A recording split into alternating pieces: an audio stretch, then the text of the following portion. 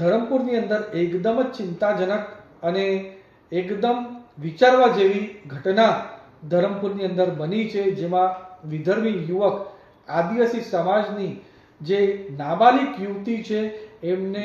Forcefully જબરદસ્તી ભગાડી ગયો છે એવી ચિંતાજનક ઘટના અને અપરાધ ધરમપુરમાં થયો. એની જાણ થતાં તરત જ અમે અમારા વલસાડ પોલીસના એસપી સાહેબ સાથે સતત સંકલનમાં છે, અમારા ધરમપુરના ધારાસભ્ય પણ સંકલનમાં છે અને જિલ્લા પ્રમુખ પણ સતત સંકલનમાં છે અને અમને 100% વિશ્વાસ છે કે જે રીતની પોલીસ કામગીરી કરી રહી છે, પૂરું ટેકનિકલ એનાલિસિસ કરી રહી છે, એનાથી આ યુવતી જલ્દીથી જલ્દી અમને મળી જશે અને જે અપરાધી છે એમને સખ્તથી સખ્ત કાર્યવાહી એમના પર થાય એના માટે અમારી સરકાર અને પોલીસ પૂરી રીતે પ્રયાસ કરવાની છે અને એમને એ રીતની સજા મળે કે દાખલારૂપ સજા મળે કે આવનારા સમયમાં આવો કોઈ પણ યુવક,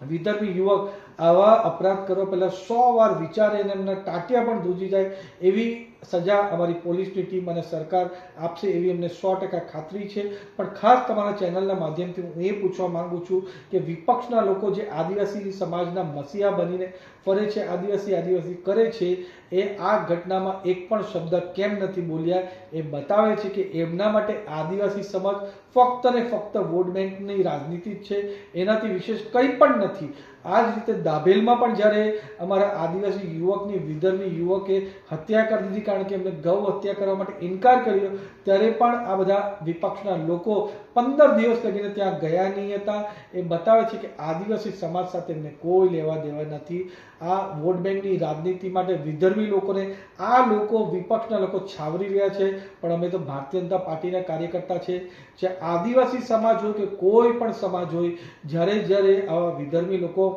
અમારા સમાજની સામે, અમારા ધર્મની સામે આવી રીતના અપરાધ કરશે એનામાં અમે સખ્તથી સખ્ત કાર્યવાહી અમારી ભારતીય જનતા પાર્ટીની સરકાર લેશે.